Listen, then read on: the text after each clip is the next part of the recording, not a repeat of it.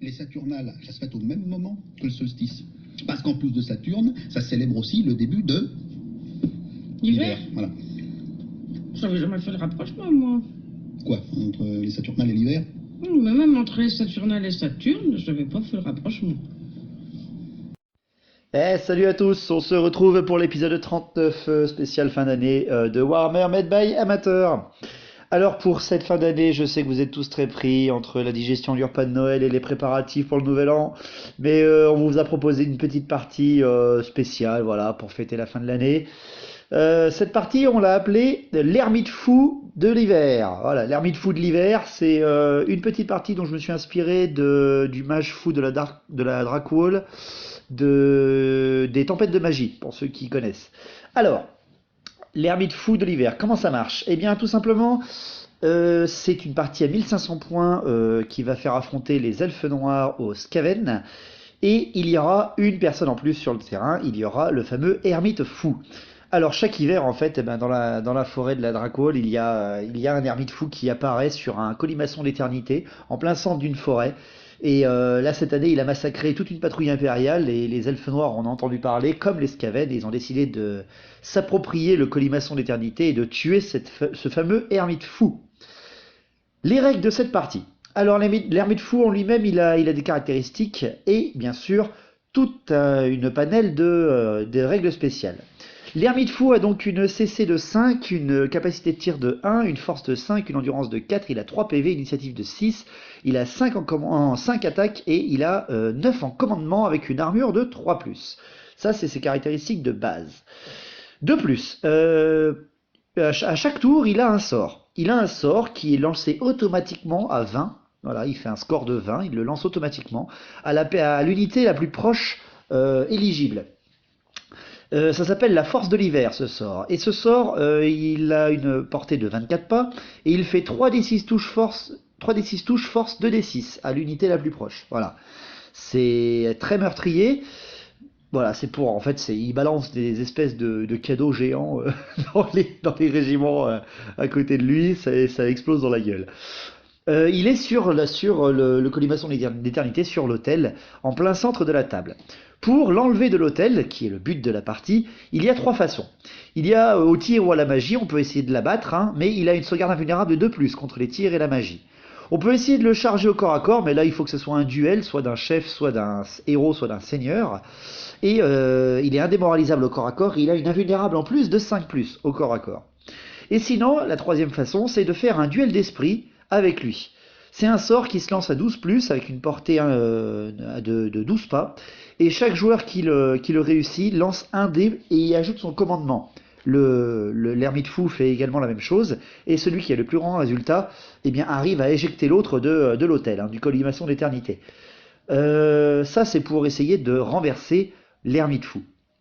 Si personne n'arrive à le renverser de son autel, ça se calculera au point de victoire. Mais ce n'est pas que ça, parce qu'à chaque début de tour, dès le début du tour 1, l'autel se déplace aléatoirement de 2d6 pas. Voilà, il se déplace aléatoirement dès le début du tour. Et enfin, s'il sort de table, si l'autel sort de table avec l'ermite fou à son sommet, eh bien c'est l'ermite qui gagne la partie. Voilà, bon, c'est aléatoire, hein, donc ça sera assez chaud pour qu'on y arrive. Mais voilà, ça donne une petite idée du scénario. Donc j'espère que ça vous plaira. On va parler maintenant des listes d'armées. Alors liste d'armées, c'est mon collègue Lilian qui prendra les Skaven. Avec 1500 points, il a choisi un prophète gris en seigneur, il a pris un prêtre de la paix sur son creuset niveau 1, il a pris un chef grande bannière et un technomage fusée funeste en héros. En unité de base, il a pris 20 guerriers des clans avec un mortier état-major complet lance et bouclier, il a pris 34 guerriers des clans état-major complet bouclier et ratling, et il a pris 39 esclaves bien entendu, et les deux dernières unités, il a pris les 30 moines de la peste état-major et l'abomination de Malfos en unité rare bien entendu. Et de mon côté, avec les elfes noirs, avec la permission de Julien, car c'est son armée, j'ai choisi des bourrines. Je commanderai les elfes noirs avec une héroïne sorcière sur coursier noir, avec un niveau 2 et la cape du crépuscule, qui lui donne une vulnérable 3+, au tir et à la magie, et une matriarche grande bannière sur son chaudron de sang. Ah, la subtilité faite femme. En unité de base, j'ai pris 10 sombres traits, 5 cavaliers noirs avec bouclier et arbalète à répétition, et j'ai pris 25 furies état-major complet pour être le chausson de la matriarche et pour avoir un rouleau compresseur sur la table pour faire face aux moines de la peste avec leur creuset. En unité spéciale, j'ai pris des chevaliers sur sang-froid avec la bannière enflammée. J'ai pris une baliste à répétition et pour finir, j'ai pris 5 conjurateurs. Donc tout ça fait 1500 points. Le déploiement est tout simple. J'ai déployé d'abord mes elfes noirs avec pas très loin de l'hôtel les furies avec la matriarche et de l'autre côté les chevaliers sur sang-froid. J'ai mis mes arbalétriers sur mon flanc gauche, mes conjurateurs à l'extrémité de mon flanc gauche et ma sorcière avec ses coursiers noirs sur mon flanc droit. Pour ce qui est des Skaven, eh bien c'est tout simple, il a fait les moines en face de mes furies, hein, Lilian tout simplement. Il a mis également ses esclaves sur ce flanc-là pour bloquer mes furies au cas où. Et sur l'autre flanc, il a mis les guerriers des clans avec la grande bannière et l'abomination de Malphos. Et en plein centre de sa ligne, il a mis bien sûr ses guerriers des clans avec son prophète gris. Voilà. Pour la magie, eh bien, en Skaven, pour le prophète gris, il a eu le Malfoudre, le Jet de flamme, la tempête warp et le très redouté 13e sort. Très intéressant. Le prêtre de la peste a eu la décrépitude, ça aussi c'était classe. Et les elfes noirs, avec mes conjurateurs, j'ai eu l'éclair noir et le dévoreur d'âme bien sûr. Et ma sorcière, je lui ai aussi donné la magie noire. J'ai eu le vent de l'âme et l'éclair noir. Très offensif. Donc voilà pour la magie, les règles et les listes d'armées. On a fait nos avant-gardes, enfin j'ai fait mes avant-gardes avant le début de la partie. Ça a été les Skaven qui ont eu le premier tour. Et c'est ainsi donc qu'on va commencer. Allez, bonne partie à tous. Alors pour débuter la partie, eh bien d'abord le mouvement de l'autel du Colimaçon de l'Éternité, il fait 9 pas dans ma direction, vers mes furies, donc pas super cool, c'est assez embêtant. Donc tour 1 des Skaven, on est parti, mouvement de labo elle fait 10 pas, donc il l'avance au plus près, vu que l'autel a bougé, il est beaucoup moins inquiété, Lilian. Pour le reste, eh ben, il avance les Skaven hein, sans aucun problème. Pour ce qui est de la magie, il fait 3 et 1, et je fais une canalisation de mon côté. Il tente le Malfoudre sur mes arbalétriers, il passe et il m'en tue 5. Mais derrière, après, le commandement de mes arbalétriers est suffisant pour qu'il reste au corps à corps. Pour les tirs, eh ben, le mortier tire vers les furies, mais il dévie. Et la fusée funeste de Lilian à 6D fait un 18, donc elle est trop courte pour atteindre mes furies. C'est dommage. Donc voilà pour le premier tour des Skaven, qui est assez court. Passons au premier tour des elfes noirs. Premier tour des elfes noirs, et ben moi je reforme ma ligne parce que là l'hôtel va me blaster dans la tronche et j'ai pas envie. Donc je reforme ma ligne, je décale mes furies sur le flanc droit pour qu'elles ne soient pas vraiment collées à l'hôtel. J'avance légèrement, mais vraiment légèrement mes chevaliers. Pour le reste, avec mes cavaleries légères, je contourne la ligne Skaven. À la magie, pas de pause, je fais 2 et 1, je fais un petit 3, donc je tente avec les conjurateurs l'éclair noir sur la Ratling, je le réussis et je la bousille. Ça, c'est toujours ça d'enlever. Pour les tirs, eh ben, la baliste à répétition tire sur les moines de la peste et en tue 2.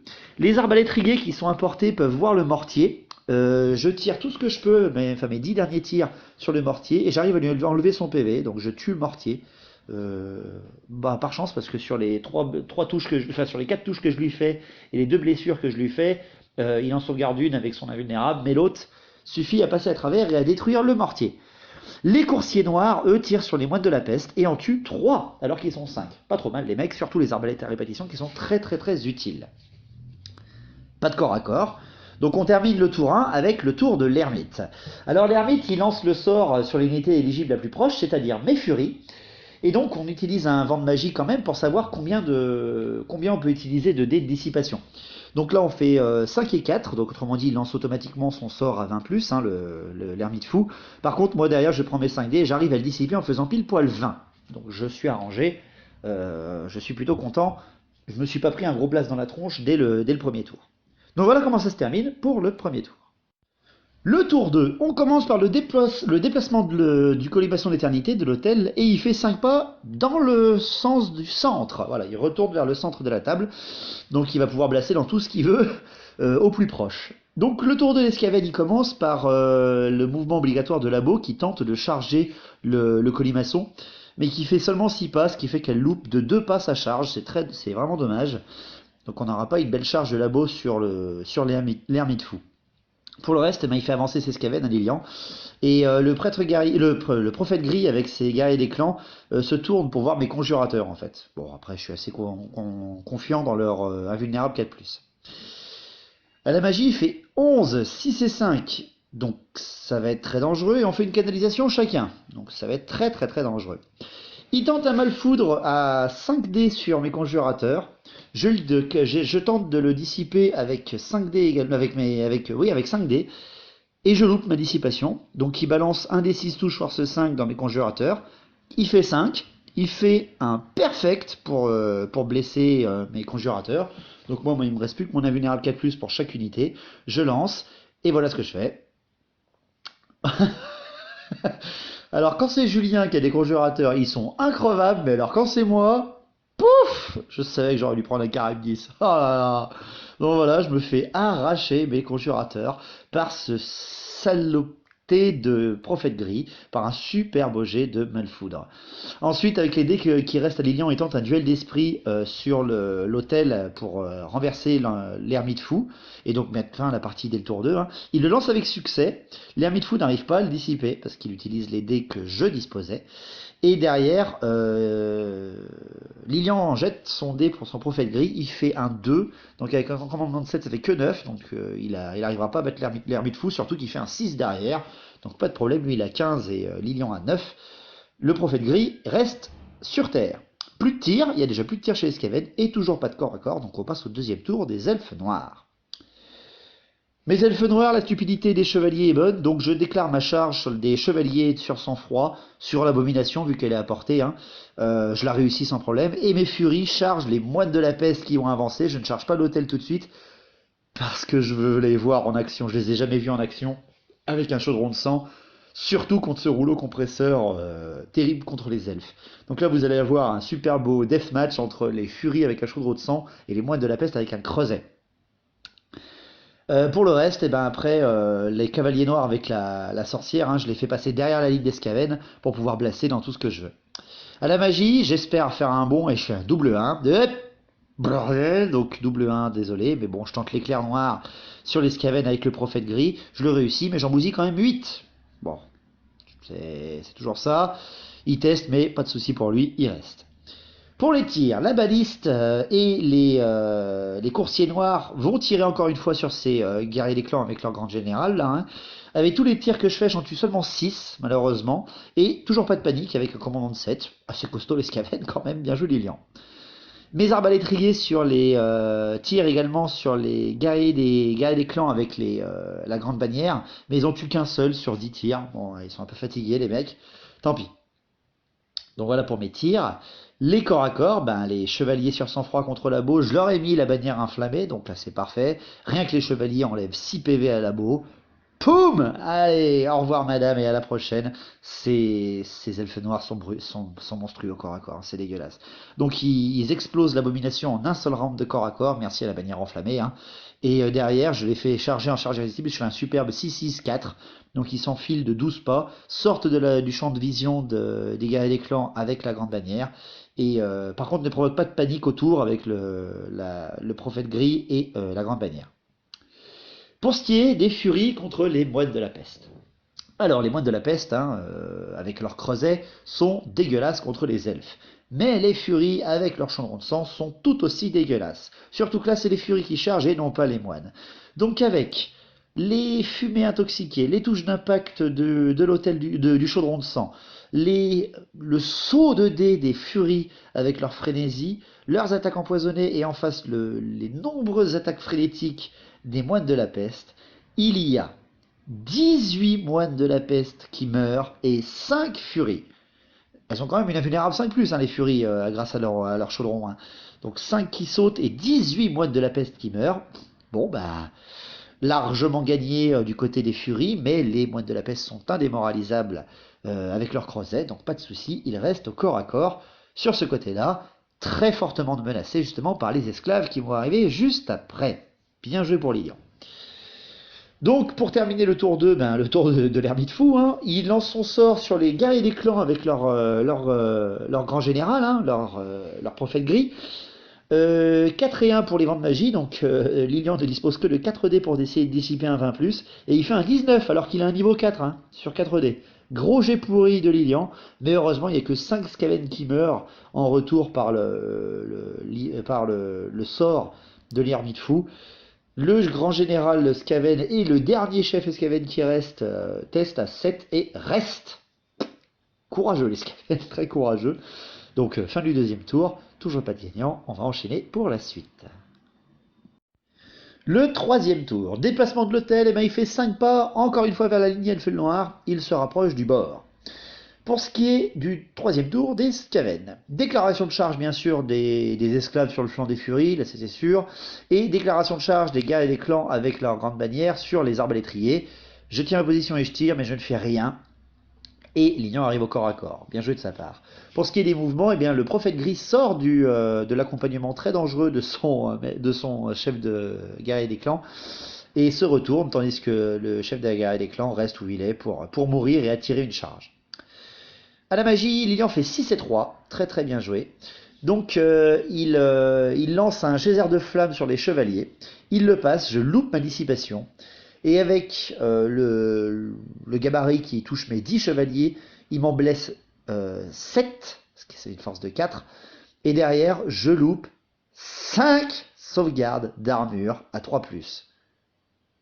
Nul, 0, 2, c'était vraiment pourri. Donc derrière, après, il tente une malfoudre avec les dés qui lui restent sur mes cavaliers noirs. Il fait 6 touches, force 5, et il m'en décalque 5. Putain, mais c'est quoi cette magie Skaven? Elle est monstrueuse. Il ne reste plus que ma sorcière sur ce coursier noir qui teste à 8 et qui reste, heureusement, parce que là sinon ça aurait été foutu. Donc très très très violente phase de magie du prophète gris qui s'est complètement rentabilisé de Lilian à ce troisième tour. Toujours plus de tirs pour les Skaven, donc corps à corps. Les arbalétriers contre les guerriers des clans avec leur grande bannière. Je perds 4 arbalétriers et je tue que 2 guerriers des clans. Bien sûr, derrière, avec le nombre de bonus fixes, je m'enfuis. Et je suis rattrapé à 6 pas par les guerriers des clans et leur grande bannière. Bien joué de la part de Lilian.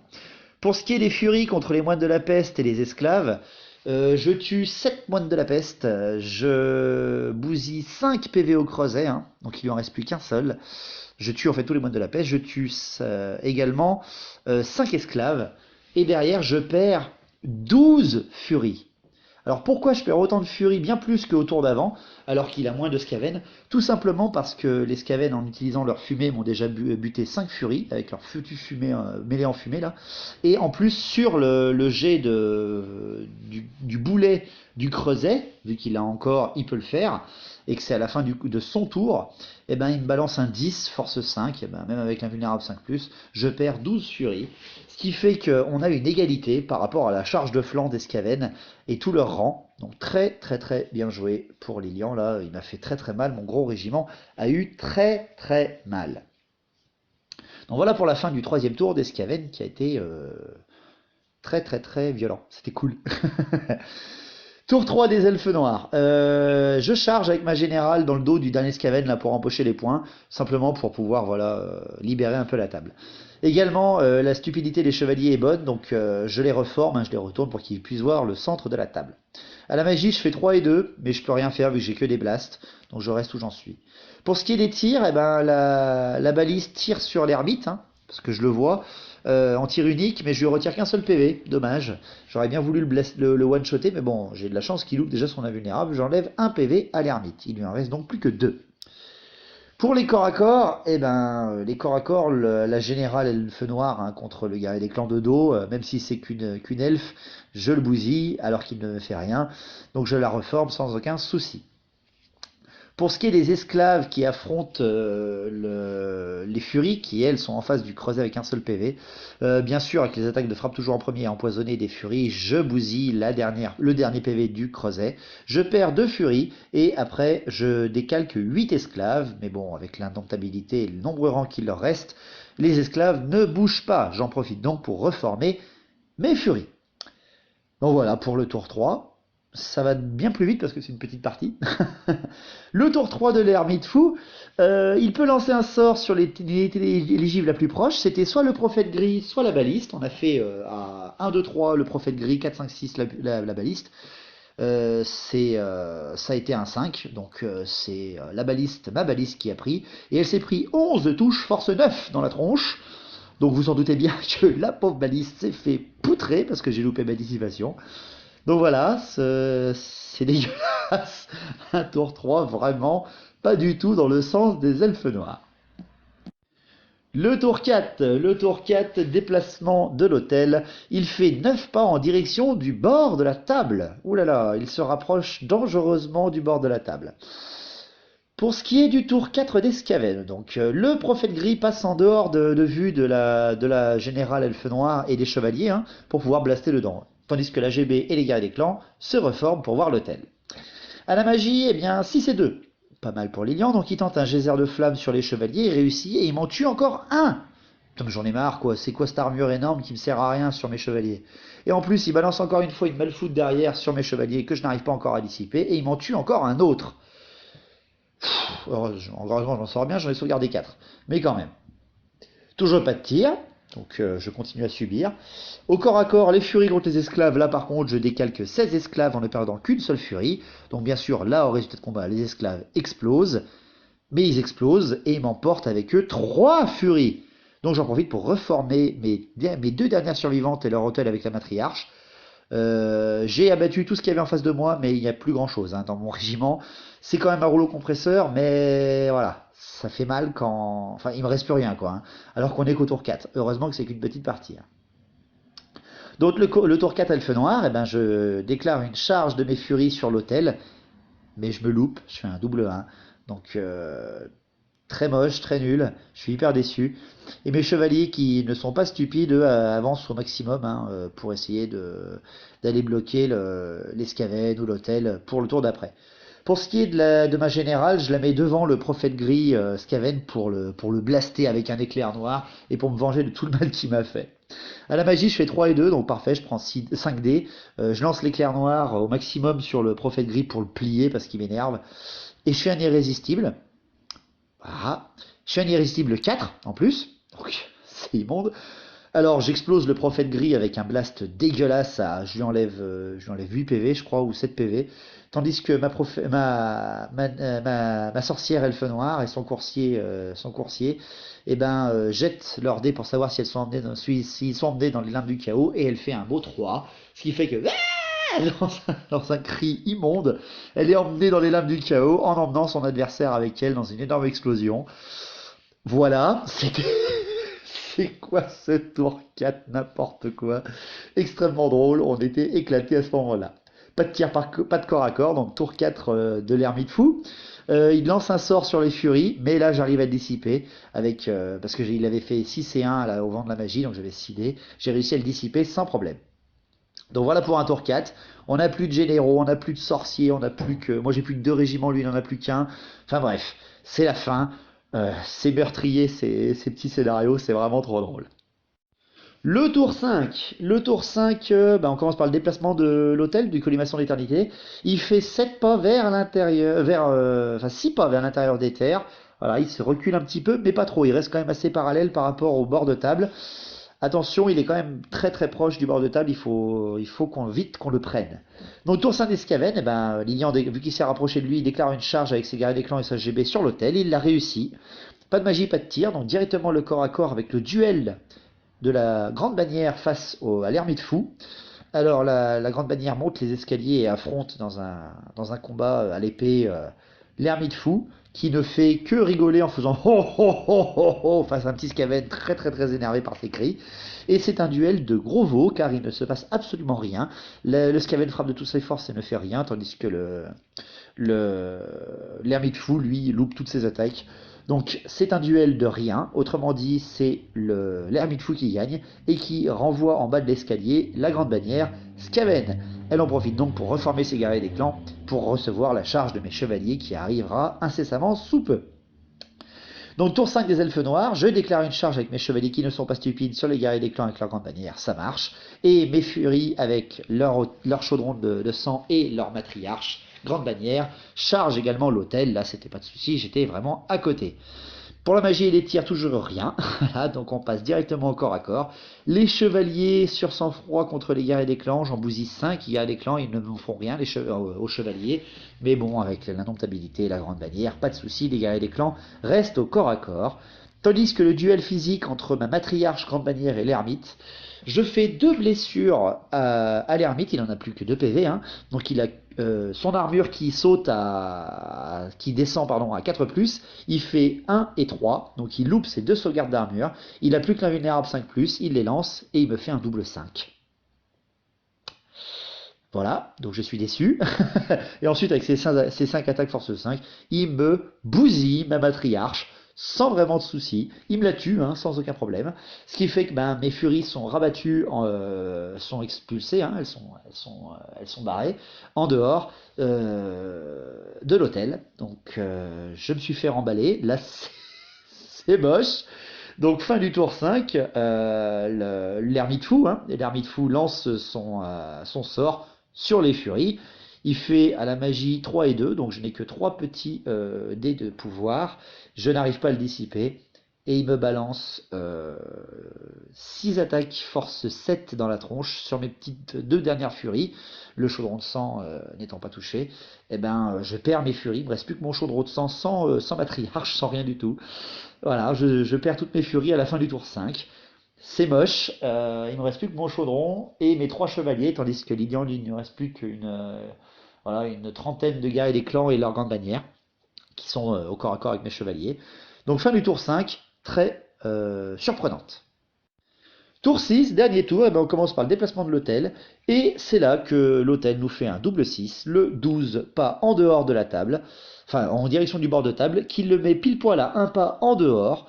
C'est donc dans la grande surprise du moment, avec un grand rire satanique faisant ho ho ho, que l'ermite fou sort de la table, au sommet de son colimaçon d'éternité. Il disparaît du champ de bataille, nous laissant finir de nous entretuer. Et c'est ainsi que la partie se termine par une victoire ni des Skaven ni des Elfes Noirs, mais bien de l'ermite fou, qui reviendra l'année prochaine du haut de son colimaçon d'éternité pour encore distribuer de la tuerie. Donc voilà, c'était une petite partie spéciale pour la fin d'année. J'espère qu'elle vous aura plu. Voilà, c'était pour marquer le coup. J'espère que vous allez vous portez bien et que vous avez été gâtés. Profitez bien de votre fin d'année. On se verra donc l'année prochaine. Et écoutez, portez-vous bien. Longue vie à battle, au vrai battle. Et à la prochaine justement. Allez, à plus.